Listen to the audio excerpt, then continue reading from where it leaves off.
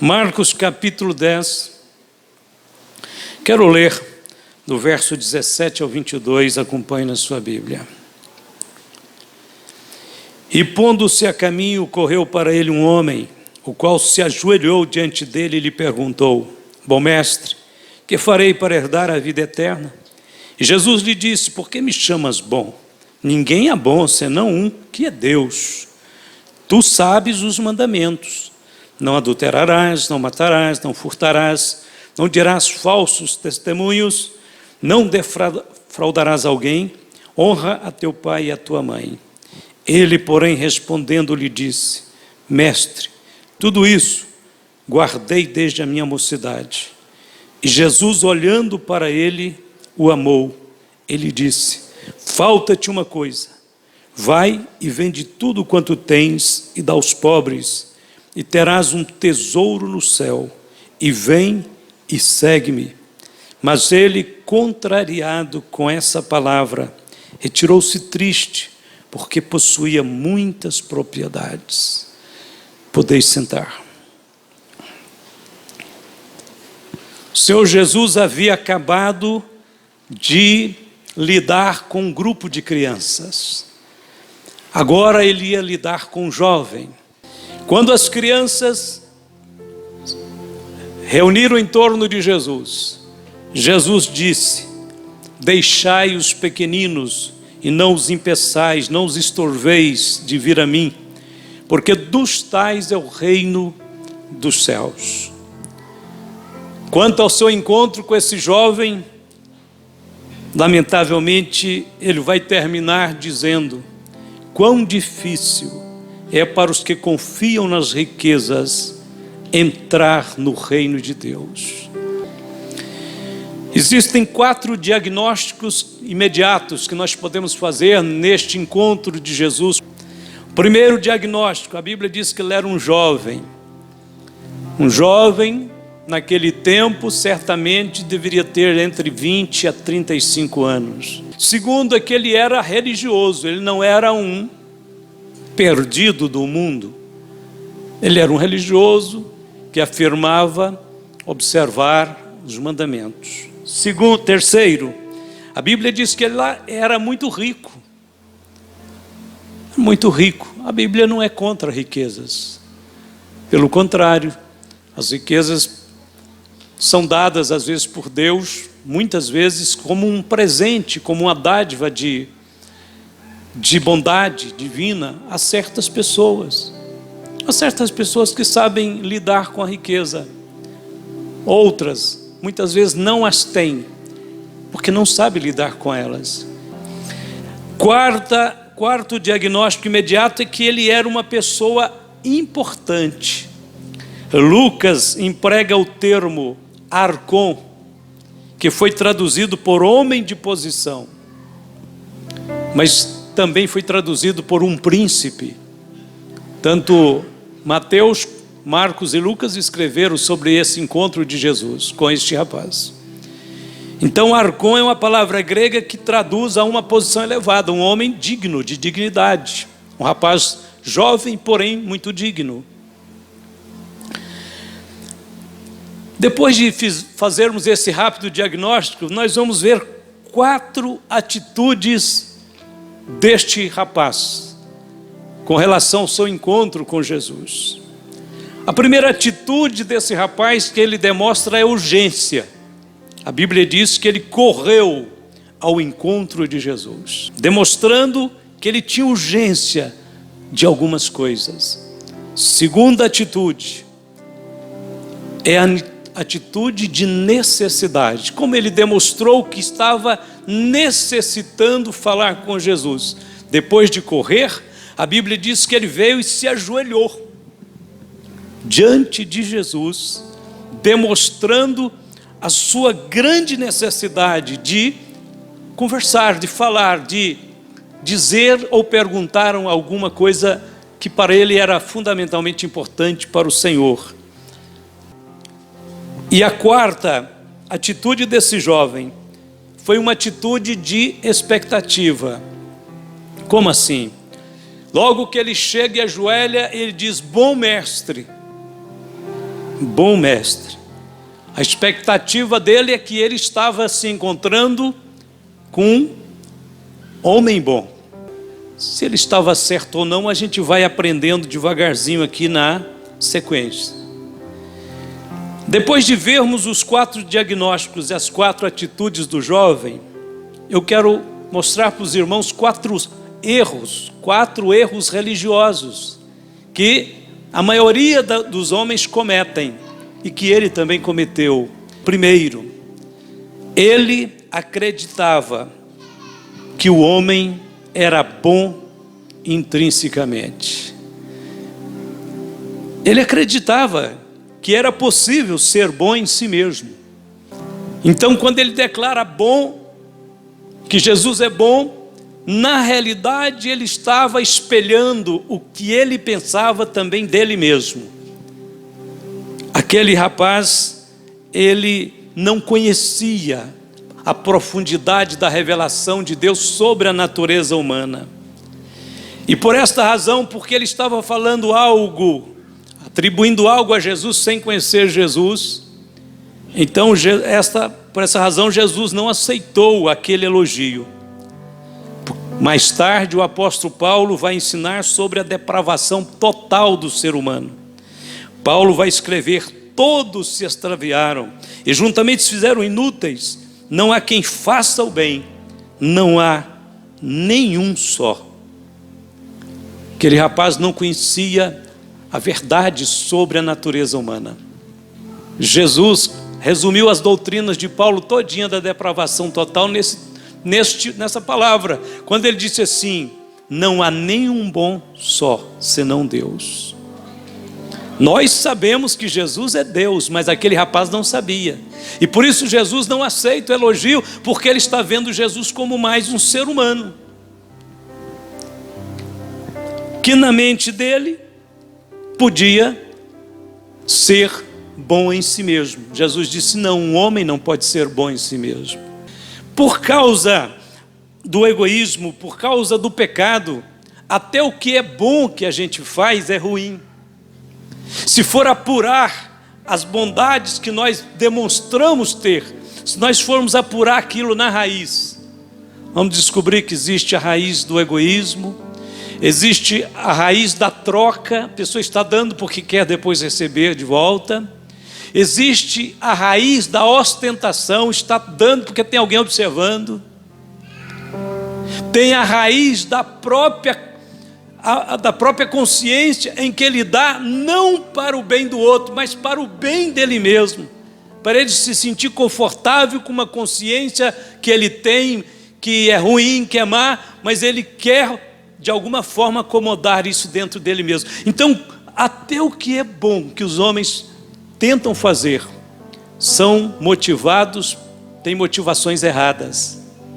Por isso a Bíblia diz: não há quem faça o bem, porque o bem verdadeiro, segundo Deus, é o bem desprovido de qualquer interesse de retorno, de reconhecimento, de elogio.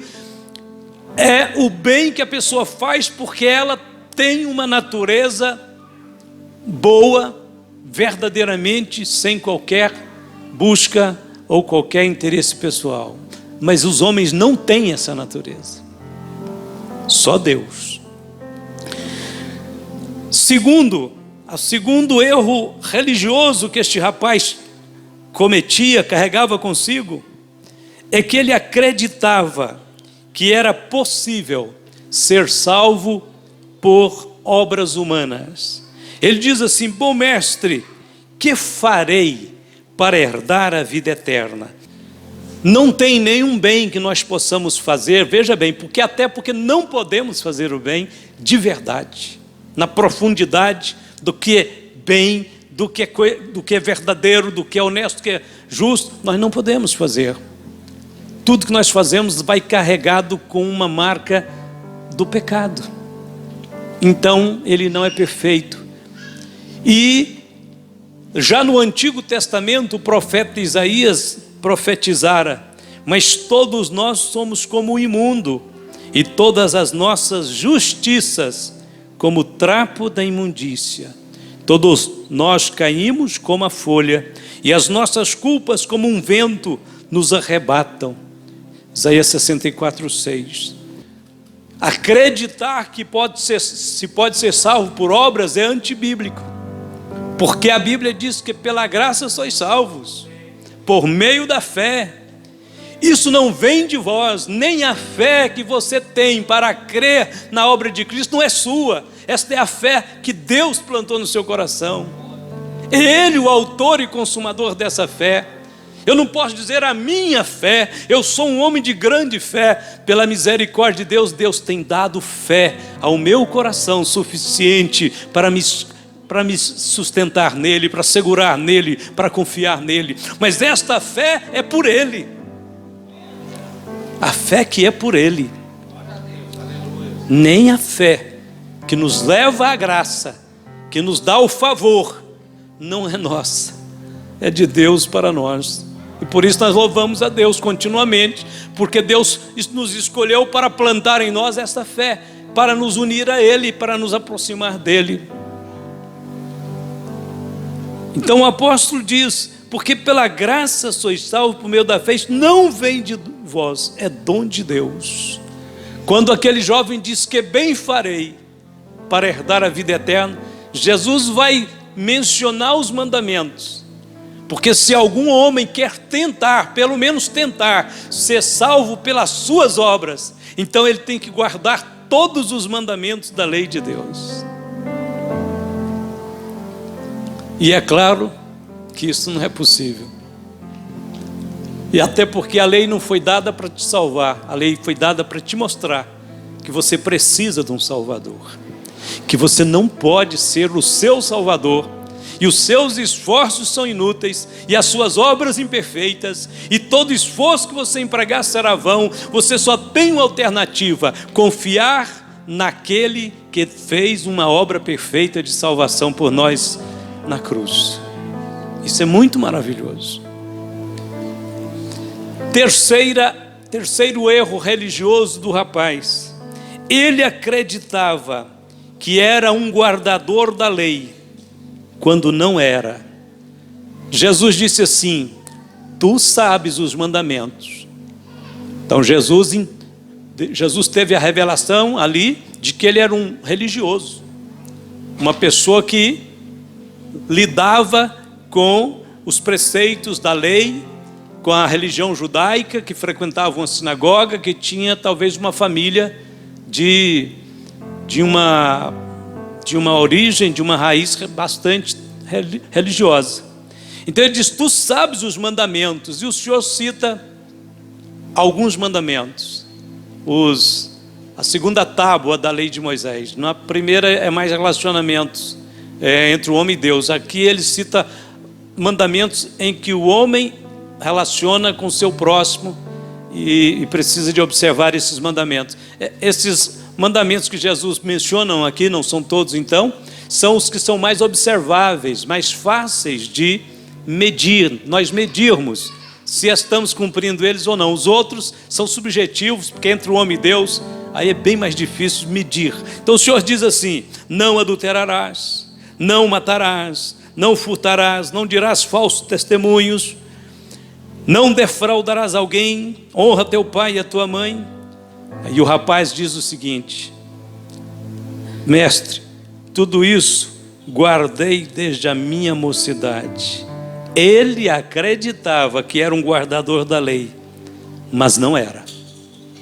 Veja até onde pode ir o nosso engano, a nossa falta de iluminação, a nossa falta de compreensão. Já pensou um homem achar que está fazendo a vontade de Deus e não está? Acreditar que está cumprindo os mandamentos do Senhor quando não está. Você diz: mas pastor, como é que nós sabemos que ele não guardava? Porque o resto da Bíblia inteira, toda a doutrina de Paulo, toda a interpretação da doutrina de Cristo nas epístolas mostra que ninguém cumpre a lei. Então não seria este rapaz que cumpriria a lei. Agora Jesus foi muito educado, muito sábio com ele, não confrontou ele diretamente dizendo: isso é impossível, você nunca guardou toda a lei. e nunca vai guardar. Jesus apenas está conduzindo ele lentamente a uma confrontação espiritual. E Jesus vai chegar lá. E quando Jesus chegar lá, vai ficar bem claro que ele de fato não guardava os dois principais mandamentos da lei de Deus, da qual depende toda a lei e os profetas. Então vamos lá. Ele então acreditava que era um guardador da lei, mas não era. Se o homem pudesse guardar a lei de Deus, então ele seria justo em si mesmo. E Jesus não precisaria morrer na cruz. A Bíblia diz que é necessário ser justo para poder entrar no céu. E que essa justiça só pode ser obtida pela fé em Jesus. De fato, o homem tem que ter uma justiça para entrar no céu, mas ele não consegue cumprir a lei para ter essa justiça, para dizer que a justiça está nele. Então ele precisa de uma justiça que vem de outrem, que vem de fora, que vem de uma outra obra, de um outro projeto, de um outro plano que não é dele. E este plano é o plano de Deus para a salvação do homem.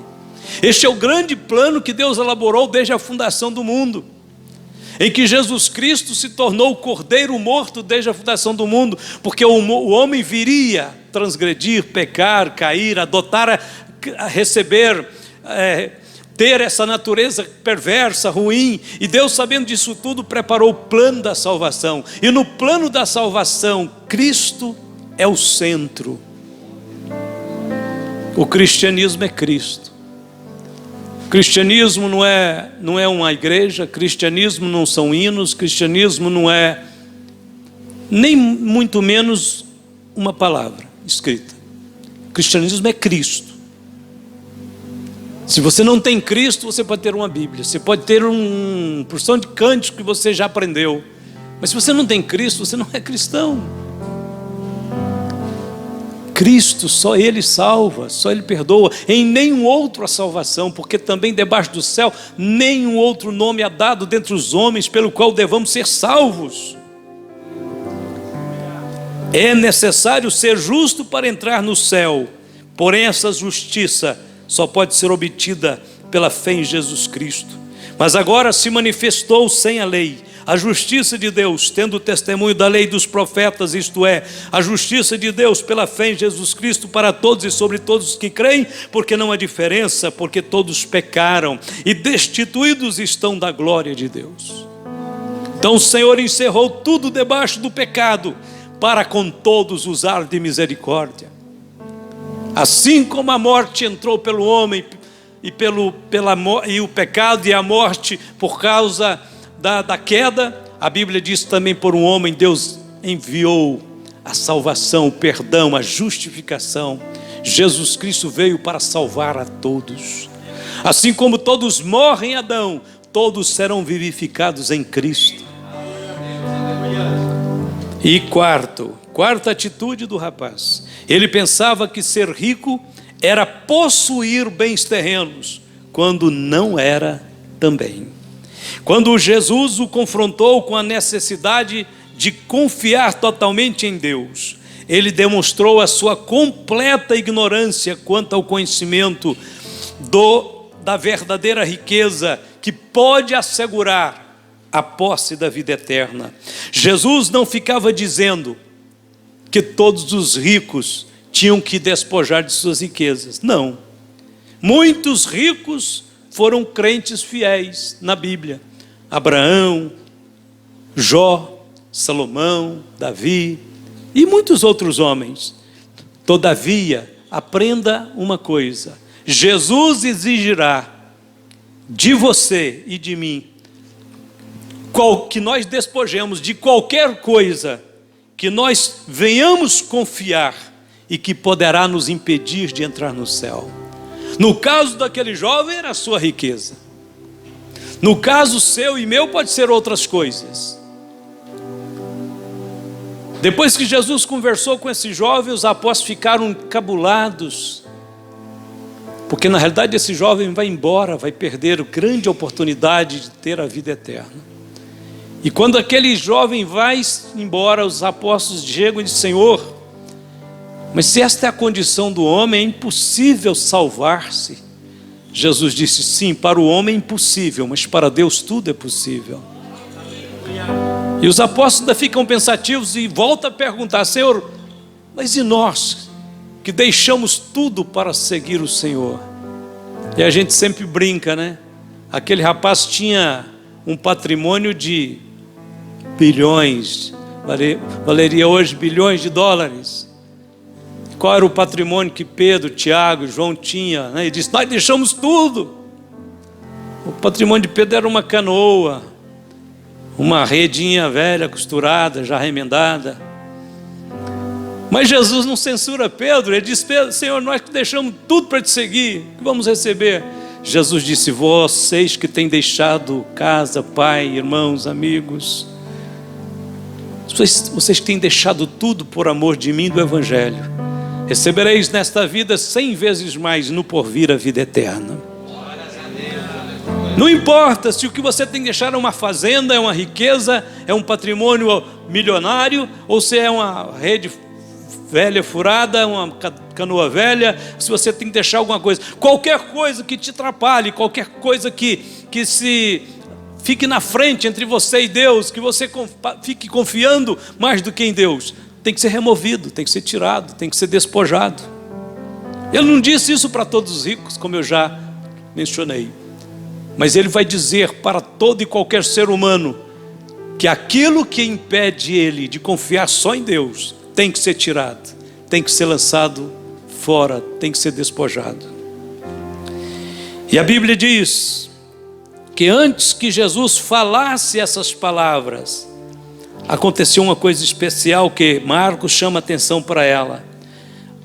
A Bíblia diz que Jesus, olhando para ele, o amou e lhe disse: falta-te uma coisa, vai e vende tudo quanto tens, dá aos pobres, e terás um tesouro no céu, e vem e segue-me. A partir de agora nós vamos para a parte final dessa mensagem. Eu quero falar de 4 atitudes de Jesus agora. A primeira atitude de Jesus aqui, Marcos registra aqui que Jesus olhou para ele. Mas esse olhar aqui não é um olhar simples. O sentido aqui é que Jesus olhou profundamente para aquele jovem. Isso significa que Jesus compreendeu aquele jovem, viu os seus sonhos, as suas decepções. A palavra grega que diz que Jesus olhou para ele é a palavra emblepo. Essa palavra grega foi traduzida no Evangelho de Marcos ou Lucas, agora não me lembro, mas com a palavra fitando os olhos nele. A palavra fitar aqui, da palavra emblepo, ela na realidade significa olhar dentro, olhar lá dentro. Quando a Bíblia diz que Jesus olhou então para aquele rapaz, Jesus isolou o mundo externo ao redor dele e criou um mundo só para aquele jovem com ele, certo? Isso que Deus faz com todos que Ele salva, com todos que Ele toma por filho, com todos que Ele inclui no seu reino, com todos que Ele vai levar para o céu. A Bíblia diz que lá no céu Ele vai dar uma pedrinha branca para cada um de nós, com um nome que só você e Ele sabe. É a sua senha secreta para falar com Jesus particularmente a hora que você precisar. Porque Jesus não trata multidões, nós não somos um elemento no meio da massa, nós somos um ser amado por Jesus. E Ele quer ter uma relação pessoal conosco, de amizade e companheirismo. Por isso Ele vai criar uma forma de relacionar conosco diretamente. A Bíblia diz que o Senhor olhou para aquele jovem, emblepo, olhou para dentro, criou um mundo único para ele, para Jesus e para ele e para Jesus. Jesus estava dizendo: você é único e especial para mim. Você não é mais um na multidão. Essa atitude de Jesus, na sequência diz, depois de olhar, Jesus o amou. O amou. A expressão amou Aqui é agapau, vem de ágape, que é, em grego, o amor de Deus. O amor sem incondicional. O amor que não espera você fazer algo bom para te amar, não. Ele começa te amando do jeito que você está, do jeito que você é. A Bíblia diz que Deus prova o seu amor para conosco, em que Deus morreu, o Senhor deu o seu Filho por nós, sendo nós ainda pecadores. Jesus o amou. A palavra amar aqui vai além de um sentimento, muito além. É preferir, é escolher. É a palavra, de onde vem a palavra eleição, eleger. Quantas vezes a Bíblia fala, o Senhor diz assim: este é meu filho amado. Essa expressão denota que o Senhor colocou aquela pessoa em um lugar especial, único. Quando o Senhor olhou para aquele rapaz, Ele o amou, Ele preferiu, Ele escolheu, Ele elegeu. Irmão, não tem coisa maior.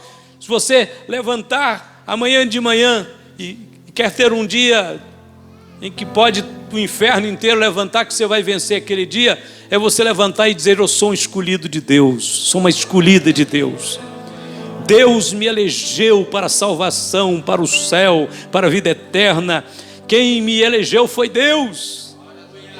Entre os homens aqui, esse processo de eleição dá muito poder, né? Dá poder até para quem não poderia ter poder.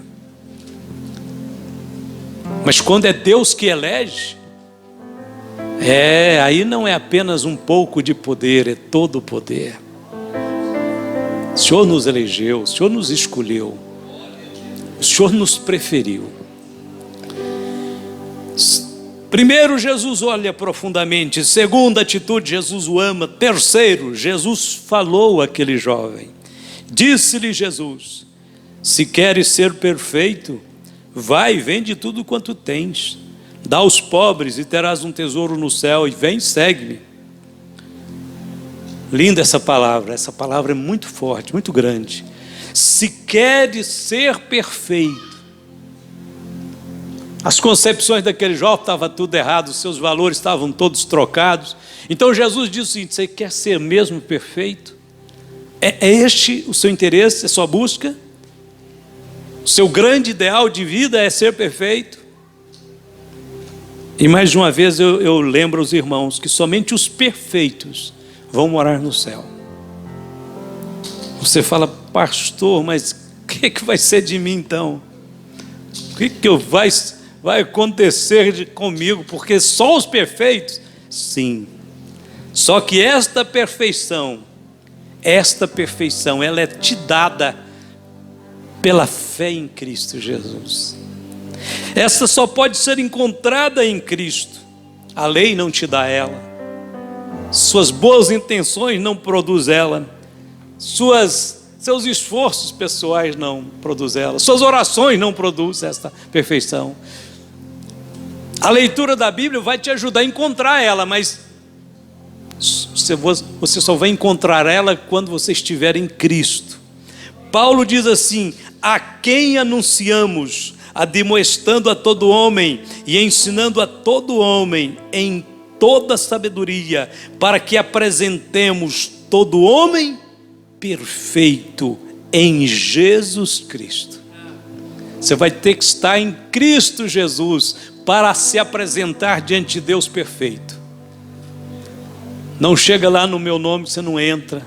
Não chega lá no nome da igreja evangélica. Não chega lá em nome do Vaticano. Não chega lá em nome do maior pregador que você já viu na vida. Chega lá em nome de Jesus Cristo, que o Pai vai te ver perfeito em Jesus Cristo. Este é o nome sobre todos os nomes. Jesus disse: você quer ser perfeito? Vai e vende tudo quanto tens. No caso dele, irmãos, não tinha outra. A cirurgia era esta, o tratamento era esse. Jesus sabia que ele não podia conviver com toda aquela riqueza e ter uma fé perfeita em Deus. Além do mais, Jesus estava falando do reino de Deus, lembra? É como é como um tesouro escondido num campo, o qual o homem, descobrindo que tem aquele tesouro no campo, vai e compra o campo, pagando com tudo quanto ele tinha, dando tudo que ele tinha por aquele campo, pelo gozo de possuir aquele tesouro. Jesus disse que o reino de Deus é como um comprador de pérolas, que achando uma pérola preciosa, vai, vende tudo quanto tens, para obter a pérola preciosa. Jesus está falando do reino eterno, do reino de nosso Senhor Jesus Cristo. Jovem, você quer ser perfeito, vai e vende tudo quanto tens, dá aos pobres. Os 2 mandamentos estão em jogo aqui agora, que não foi mencionado, mas Jesus subjetivamente menciona os 2: amar a Deus sobre todas as coisas e o próximo como a ti mesmo. Vende tudo quanto tens por amor a Deus, dá aos pobres por amor aos necessitados. Vem e segue-me, porque também não era só fazer aquilo. Eu vou dar tudo quanto eu tenho, então, Senhor, e eu vou deixar todas as minhas riquezas, mas eu não vou seguir o Senhor. Não, o homem é perfeito só nele. A parte de deixar as coisas é deixar o embaraço, é para o discipulado sem impedimento, é para o crescimento espiritual, é para a formação de Cristo em você. Tem que seguir Jesus. Vem, segue-me e terás um tesouro no céu. Jesus tinha dito: não ajunteis tesouro na terra, onde a traça e a ferrugem tudo consomem, onde os ladrões minam e roubam, mas ajuntai tesouros no céu, onde nem a traça nem a ferrugem consomem, nem os ladrões não minam nem roubam, porque onde estiver o vosso tesouro, aí estará também o vosso coração. Jesus está tirando o seu coração dos tesouros terrenos. Você pode fazer tudo o que você tem que fazer. Você pode trabalhar, pode construir, pode sonhar em ter um bom carro, ter uma boa casa, mas você não pode ter o coração nessas coisas. O nosso tesouro não pode ser isto. O nosso tesouro tem que estar no céu e o nosso coração tem que estar lá. Nós temos que deitar e acordar lembrando e pensando que nós vamos viver eternamente no céu. E vale a pena pensar nisso, porque aqui na terra, por mais que você lute, as coisas enferrujam, as coisas envelhecem, as coisas ficam encardidas, os ladrões querem roubar, a inflação quer corroer, tudo aqui é cheio de imperfeição e injustiça, então é melhor mesmo tirar o coração daqui e pôr lá no céu. É melhor. Porque para mim tenho por certo que as aflições deste tempo presente não são para comparar com a glória que em nós há de ser revelada.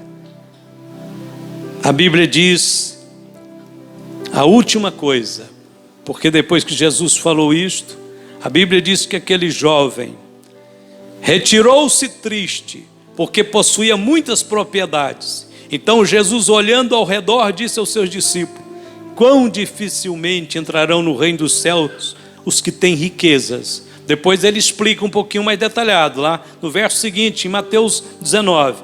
E os discípulos se admiraram dessas suas palavras, mas Jesus, tornando a falar, ou seja, reexplicando, disse-lhes: filhos, quão difícil é para os que confiam nas riquezas entrar no reino de Deus.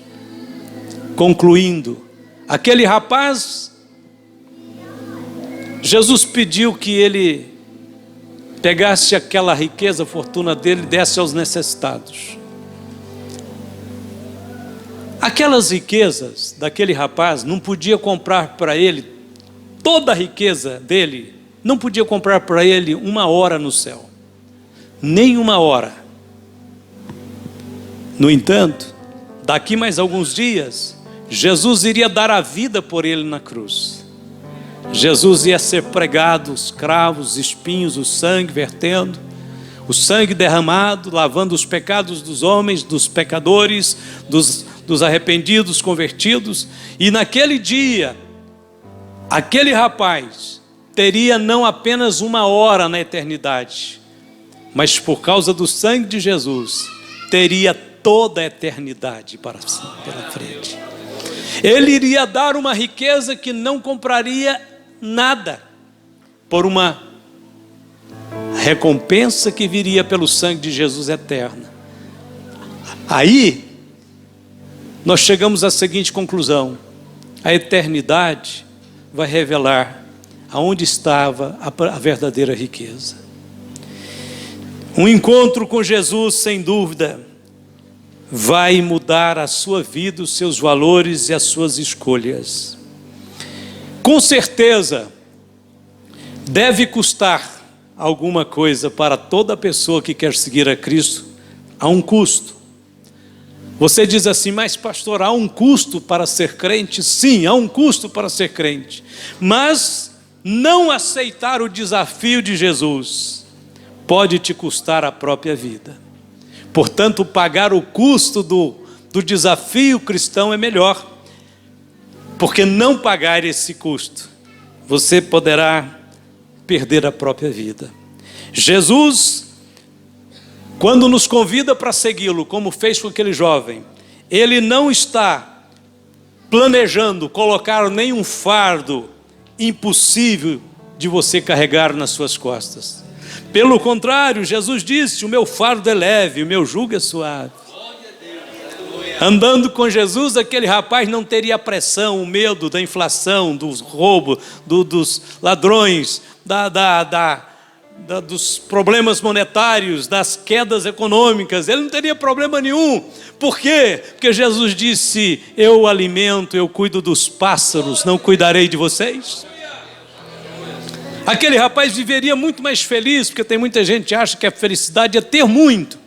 Não, a felicidade é ter qualidade de vida, e a qualidade de vida vem por Cristo. Todo o peso, todo o fardo que Jesus nos impõe é muito semelhante às asas dos pássaros. Os pássaros não acham as suas asas pesadas, porque é com elas que eles voam acima de todas as montanhas e florestas e rios. Então o único peso que Deus te dá é este peso de orar, de buscar a face dEle, de clamar pelos perdidos, de buscar os pecadores para o reino de Deus. Mas este peso é como asas que nos faz subir acima da situação normal do ser humano, entrar na dimensão sobrenatural, voar alto, compartilhar do reino, participar das glórias deste reino maravilhoso.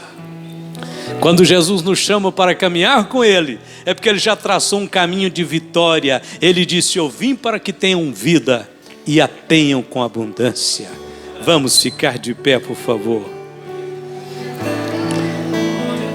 Glória a Deus. Pai Celestial, nós te adoramos nessa noite. Nós buscamos a Tua presença, pedindo, Senhor, que faça com que esta palavra penetre profundamente em cada coração, em cada alma, em cada espírito, levando-nos, Senhor, a estas experiências de dependência, de entrega, de rendição a Ti. Aqueles que precisam e querem e desejam colocar sua vida sobre o altar do Senhor, que querem pedir a Deus que entre na sua história. Talvez você não tenha entregado tudo ainda. Talvez você fez uma meia entrega, mas Jesus quer todo o seu coração, toda a sua vida. Eu gostaria que, se houver pessoas nessa noite que precisam de oração, que viessem à frente, para orarmos nesse instante, para falarmos com Deus por você, para que o Senhor complemente a obra na vida de todos. Ninguém fica para trás. O reino de Deus, nós temos que chegar juntos, nós temos que chegar no céu de mãos dadas, cantando o mesmo cântico, declarando a mesma vitória, crendo no mesmo sangue, manifestando a mesma confiança no Senhor. Vem agora, o Senhor te chama. Deus é bom e a sua misericórdia dura para sempre. Vem, minhas irmãs, vem, aproxime do altar do Senhor. Creia agora, olhe pela fé, veja a mão de Jesus estendendo a seu favor. Veja como o Senhor está aqui neste lugar. Veja como o seu coração vai sentir um calor diferente, um toque poderoso de Deus. Veja como o Senhor vai operar na sua vida. Continue vindo, estamos esperando a todos vocês neste momento. Oremos mais uma vez, querido Pai Celestial. Todos que vieram, Senhor, cada qual com sua busca, com sua necessidade, com seu clamor, estende as tuas mãos na vida, sobre a vida do teu servo, tua serva. Senhor, ampara, fortalece, unge, Senhor, com poder. Vai manifestando a graça salvadora, vai vivificando, Senhor, o coração, o espírito deste irmão, dessa irmã, essas crianças. E, ó Deus, estende as tuas mãos. O Senhor é forte e poderoso. O Senhor nos convidou, nos escolheu, nos amou. O Senhor nos preferiu. Obrigado, Jesus, que deu-nos a certeza deste amor ao ir à cruz por nós. Obrigado, Senhor, nossa vida agora é tua, te pertence, entregamos tudo em tuas mãos, rendemos diante de ti nosso viver para louvor e para a glória do teu nome. Obrigado, Senhor.